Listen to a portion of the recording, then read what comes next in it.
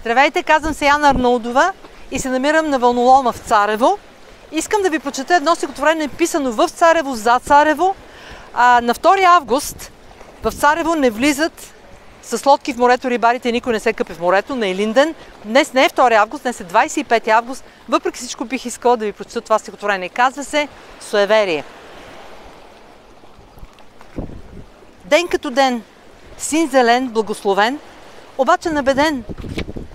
Виси на небето облак, влюбен, вглъбен, лениво поклаща медуза белия плащ, като було.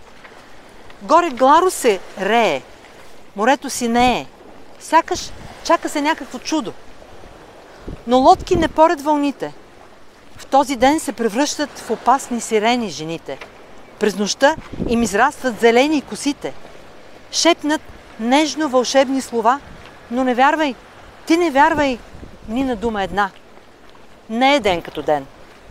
Дори да не вдигне вълна, дори да е празен брега, опасен го смятат всички рибари, седят се на завет с истории стари за високи вълни и много жени, вън плискат лениво, вълна след вълна, не се мярка жена. Но знаят старите момчета, да те погълне трябва само една, но проклета. Това е стихотворение от първата ми стихосбирка, която се казва Поезия по дънки. Ако ви харесват тези стихотворения, имам 2 стихосбирки, които в момента са в Хеликон, Бургас. Те са с малко по-различен стил и на други теми, на всякакви теми всъщност. Имат стихотворения за русалки, морски и неморски. Ще се радвам, ако ги имате и ми пишете. Поздрави от Царево, поздрави от вълнолома в Царево. Пожелавам ви прекрасен ден. Благодаря ви.